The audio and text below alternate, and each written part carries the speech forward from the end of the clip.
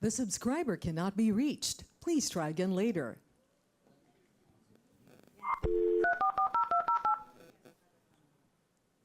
The subscriber cannot be reached. Please try again later. Tama naman yung... Ano ba nangyayari? One more time nga. Kung may concern kayo, please dial 888. Ha? Tama naman yung number ko ah. One more time. Kung may concern kayo, please dial 888. Alo, parang galit na sa akin.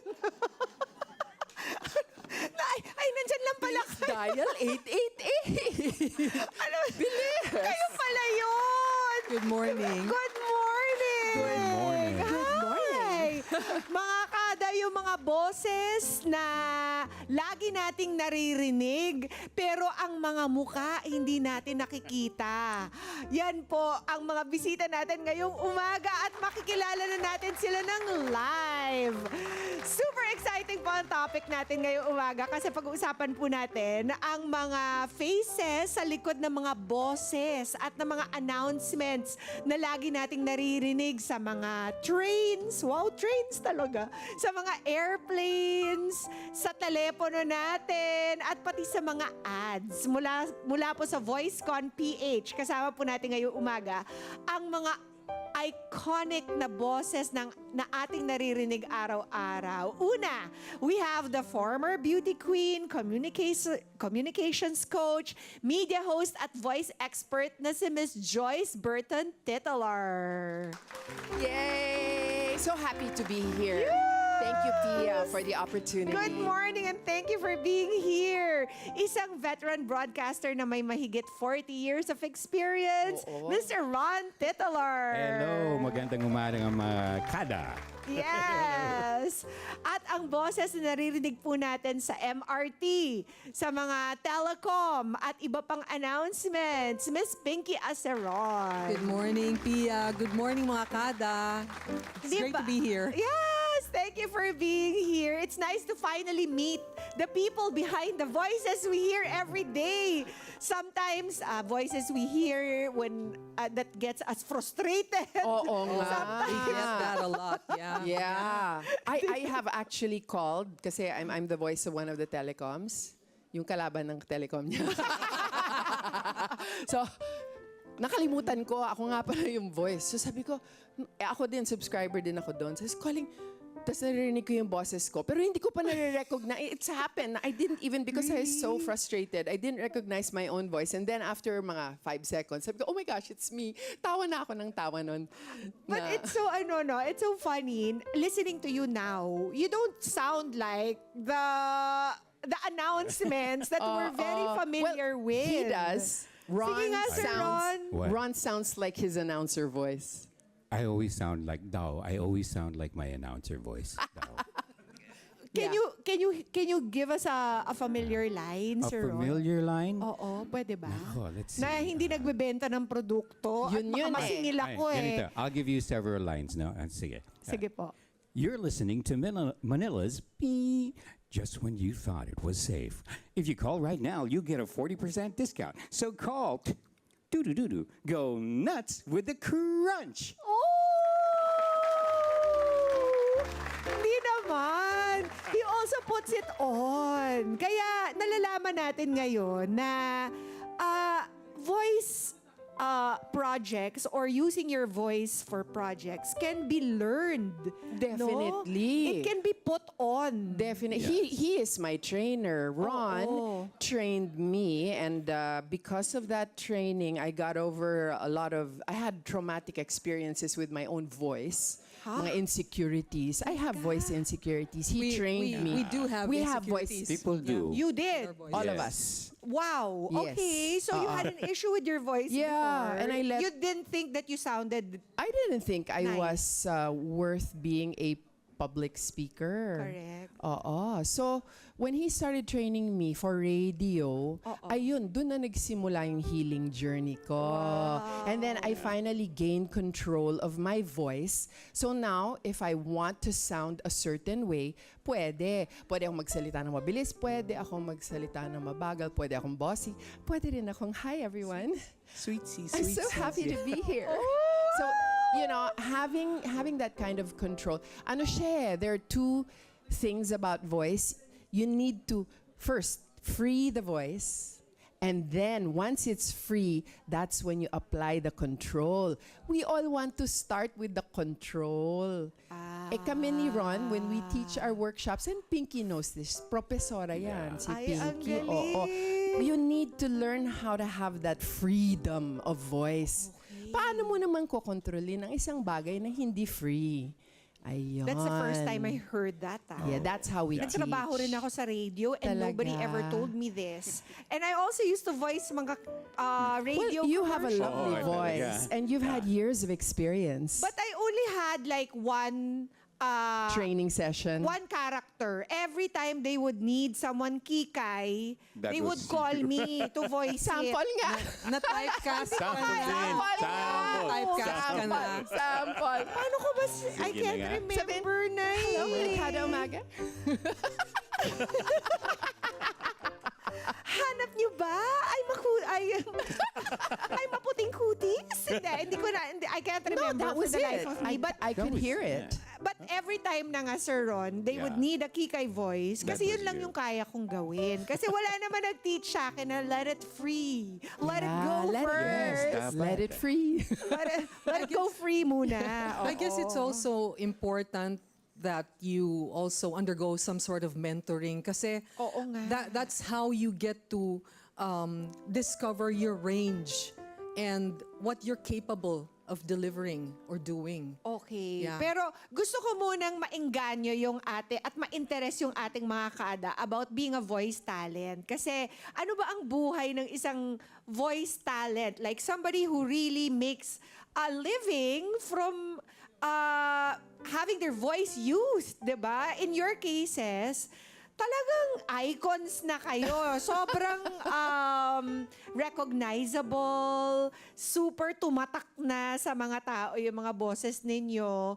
And how does that feel for you guys? Actually, kasi, if you don't mind. Go ahead, Oo. Pinky. We all began in radio. We were all radio announcers. First. Back in the day. Yeah, first. Diba? Kumbaga, yung mga voiceovers, side hustle na lang namin yun Correct. eh. Yeah. Kasi maliit lang ang kita sa radio. Aray! So, Alright. na natin ang totoo. Oo. Yeah. Kaya tayo rumaraet.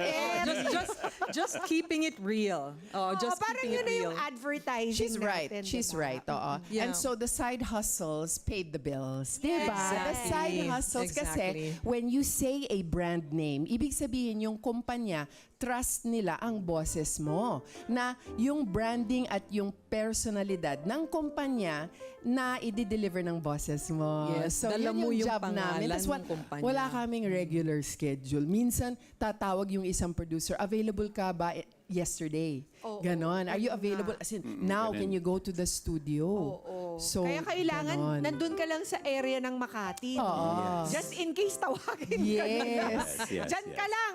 Baka biglang mamiss Pero, mo yung opportunity. in modern days now, we have our own studio at home. Tama. So, pwede na. Oo Pwede ka ba nga. mag-record now? Yes, I can record now. I guess that's one thing that the pandemic, one advantage that the pandemic brought about, no? The fact that we were compelled to learn how to record ourselves Oo nga. at home and edit our own material. Diba? Everyone Yeah. has their own Pero si Producer. Ron, publisher. Ron kasi is a tech guy. Okay. We had been recording at home since the early 2000s. So when the pandemic happened, Ready busy na kami. ready. Ready na Yeah. ready kami. So ang dami namin project kasi nakaset up na kami to record at home. Home and Okay. wherever. Home and pag wherever you Yes, go. When you wherever. travel. Wherever, yeah. Yeah, we have portable studio. Doon Well, record kami. back in the day, it wasn't so portable, but I brought it anyway. Oo nga. Oo nga. Pero teka lang, para ma-interest din ang mga kada Oh. natin, malaki ba ang kita? sa pagiging voice talent. Actually, this is very important to talk about right now kasi ang dami natin mga Filipinos voicing animated features in Hollywood. Yes. Oo Like, nga. Some of them are our there's friends. one that's about to Pixar. come out. Yes. Yeah. Nandyan si Leia, nandyan si Her, nandyan Dali. si... Yeah. Sino Dali ba de yung iba? Leon.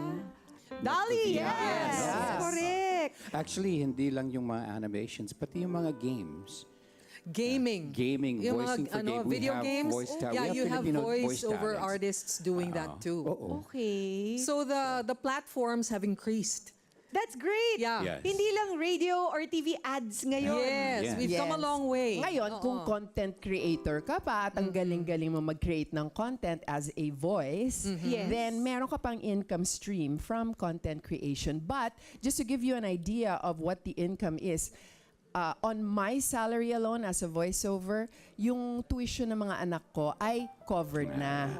Tapos may time pa ako kasi pag nag-record ka, nasa studio ka lang for 30 to 45 minutes. Tapos ka na, uwi ka na. 3 times a week lang ako nagtatrabaho. Most of the time I'm at home and then Eto na. I can afford to pay for my Sasama na ako children's sa inyo. tuition. Hindi, pero I love your job. though. I'd like to interject lang. I'd like to make it clear though that before we got to where we are now. took time. It took years. And we started from scratch. And we started with small projects lang. Yung ganon. So we slowly made names for ourselves. We slowly built our It was reputation, Reputation. our tough image, also. and then we also was built, tough. we also built relationships with clients. And Tama. producers And as nurtured well. that. And we need to Yeah. get used to the rejections from the Absolutely. auditions. Absolutely. Kasi you'll audition for what? 10, you might get 1. Yeah. Mga ganun yun eh. Yung very first project ko for a certain ball writing implement. Writing implement. Napaka-analog noon. Writing implement. 2,000 pesos lang. Oh. Yeah. Ganyan naman But that's talaga how it started. lahat. Talagang Yeah. lahat So, nag-umpisa sa Start maliit na somewhere. budget lang. Oo. So, you have an upcoming event where you Yes. will be teaching people the techniques. Correct? Yes, of how to that's- be an effective voice talent. No, Well, actually, yeah. no. We're teaching people how to have a very effective business voice. Business voice. Yes. So kung Okay. kayo po ay may business or Your voice is used in whatever business. Yeah, like business, for example, Marketing. marketing, you're a content creator, you host, you're a professor, you're a teacher, Teacher, you use your you're a- voice in your job. Bale, you're a ano ba yung tawag? May term dyan eh. there is a you or a Ayan I na, forgot the mga term. thunder moments. Ayan na, mga thunder You know, moments. Yun if yung you're who sorry, use their if you're voices not in their work. as an occupational voice user, There you so you go. use your voice in your occupation, In hindi your lang sa business. professional na tayo, Okay.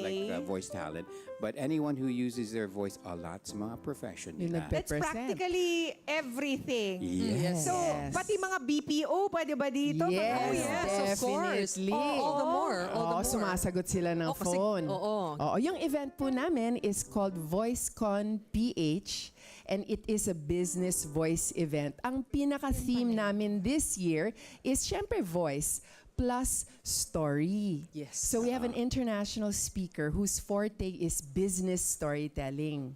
So kung ayaw mo magbenta kasi bilhin mo yung puto ko, 'di ba? Parang who's gonna buy your puto if you sell that way? Instead you tell a story. You say, alam nyo, last week dumaan si Ma'am Pia Guanyo sa store ko, bumili siya ng 10 bandehado ng puto ko. Yan sold. 'Di ba? Mas mabenta So, 'yon. pati marketing technique. Yes, Yeah, using through storytelling. story. So our guest speaker is Akash Karia. yes. Okay. So He's you'll based be in there. Hong Kong. He's an international author, best-selling author.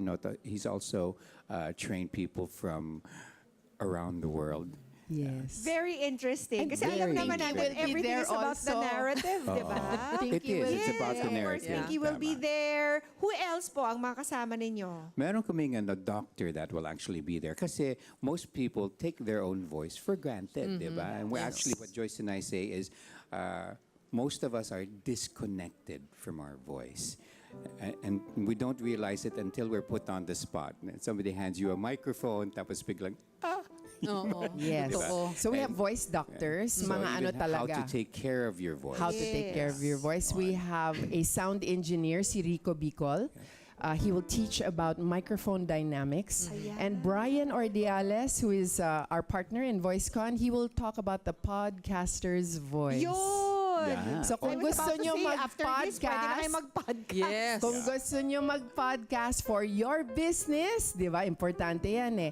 Brian will be talking about that. How very interesting. And Yes. mga kada, yung pang poster na finlash namin kanina, if you scan the QR code, you will get a special 40% discount. right. Oo, we So Sa have... call now. registration. Paano yan, Sir John? I want to hear. Sikreto lang natin to, mga kada ha. This is just between us and you. We have a special discount, 40% off. You just go to our website, voiceconph.com, and you buy your choice of ticket at ilagay niyo yung code VoiceNet40 for a 40% discount. So go to our website now. Kasi ganong ka-importante po yung timbre ng boses, the way you modulate it, the way it sounds in business. Yes. Actually, having a good timbre in your voice and being able to use it. Having a good what po? Timbre. Parang Timbre. ito po yun. Timbre. Tumbler. Timbre or timbre? Oh, timbre. Timbre. Timbre. Okay, having a good timbre in your voice helps a lot kasi it not only gains attention, no? It not only commands attention, but it also commands respect. Tama. Oo, kasi Authority. Authority. Pagka kunyari, let's say may natural timbre yung boses mo, syempre, di ba, parang unang dinig pa lang ng tao, talagang mapapatingin, di ba? Alam Saan na ang nila na gagaling may yun? authority. Oo, May di ba? sample daw. Oh my gosh. Ito na nga, meron tayong mga Sino? pa-sample dito. I'm going to say how this line po in my own way. Okay, game. And then we want to hear you guys say it in the way that you want. Kasi Sige. marami kayong Game. marami Okay. kayong pwedeng style. Okay, sarado na po ang MRT. That's how I would say it. Sarado na po ang MRT. Very newscaster yung dating. But you guys, how would you say it? Ito si MRT. Miss Pinky, go. All right. Sorry, sarado na po ang MRT. Oh, napaka diba? Parang Diba? hindi ka mabwisit. Hindi ka magagalit, no? Hindi ka magagalit.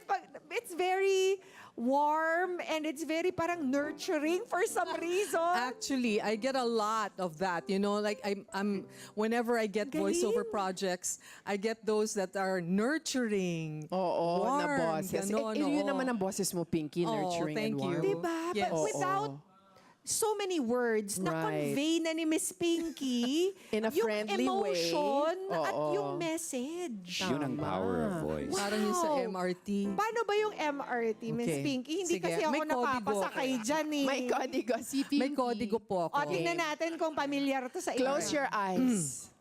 Arriving at Ortigas Station, please avoid pushing one another when getting in and out of the train. Iwasan po natin ang pagtutulakan habang sumasakay o bumababa ng tren. Maraming salamat po. Next station, Santolan Annapolis Station. Dapat ganito tayo. Yeah. Oo, dapat nakaganyan tayo. Pag-feel ko, sarili ko gumaganon-ganon. Wait, meron pa ako isang tanong. Habang ginagamit po ba yung mga voices ninyo, meron bang royalties? Oh. Ay, May nako, renewal sadly. Sadly, walang royalty. Although, okay, in fairness, dun They're sa, trying. in fairness, No, dun sa airline ko, if they use the same batches, they pay like 50% the following year, or 75% the following year, then one more year, may 50%, then, and then hanggang 5 years. After May 5 years, residual. they own it na. Oo, so Although- may ganun mga contract. Although I believe, no, parang I hope, no, eventually kasi Magkaroon ng ganun. magkaroon ng ganon. Kasi in other countries, Meron ng protektado, ganyan. protektado nila ang mga voice talents. At saka, meron pa tayong isa pang problema, yung mga deep fakes. wherein Oh yes, the AI. ang anyo nga and ng the tao whole, the whole face. na kukopya. Lalo na po yung mga boses. Paano po ma-address kaya yung mga ganyang klaseng technological advances? Through legislation. actually. Through legislation. Actually, I'm part of a group called Vocalliance. Hello, Vocalliance. And we are talking with people in government and we're talking with lawyers to find ways na maprotektahan ang mga tunay na boses. No? There should be boundaries. As long as there are boundaries, then we should all be okay. At saka we should veer away from the idea na parang para masabi lang, okay na yun. Kasi meron din tayo mga voice, AI-activated voiceovers na alam natin this AI. is AI. Yes. Kasi walang emosyon.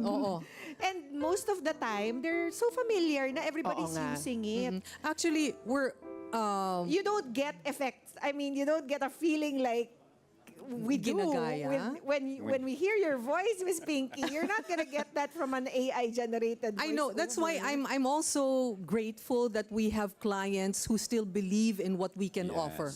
What the human voice can pero offer. itong taon na to, I had 4 clients who came to me and they said, Joyce, can you change this AI voice? Exactly. So I'm starting to get clients na sila mismo ayaw nila Oo. sa AI voice. Ganon din ako. Happens to me too. Yeah. I think that's voice, good. voice is still all about connection. Exactly. Yeah. And it helps to have a real person to connect to. Diba? After all, you can't, if you're using AI and you have a meeting, you can't do this with a meeting. That's true. Oo. At saka kasi, Talk diba, to my kasi AI. pag AI parang yun nga, may disconnect pa rin eh. Oo It's nga. so cold, there's no warmth, there's Kaya no connection. papatunayan natin yan by saying the same line with different emotions. sige, game. Type which ko ta. AI cannot do. Okay, take this AI. All right. Oh. Bring it on. Okay, so we're going to say please try again later, pero iba-ibang emosyon. Malungkot. Malungkot. Ron. Please, try again later. Oh, parang kawawa. Parang basang po kayo sisiw. nasa inside out. Si Sadness. It's the sadness. Miss Pinky, naku, Okay. umanda kayo kay Miss Pinky. Mararamdaman nyo to. Please, try again later. Oh. Nalulungkot ako. Nakaka-depress ba? Tingnan mo yung mukha ko sa... ako na ba? Oh, nag-internalize ka pa. Nag-internalize ako sa Nag-internalize boses. Ako na, okay. Oh, artista talaga. Please, try again later. Oh. Parang nagmamakaawa eh. No? Sige na. Siguro that's how I would say it. Anyway, super saya po nitong naging discussion natin. Maraming salamat for being here. Thank you for Thank having you for me. having us. Thank you so much. Thank Kada. you.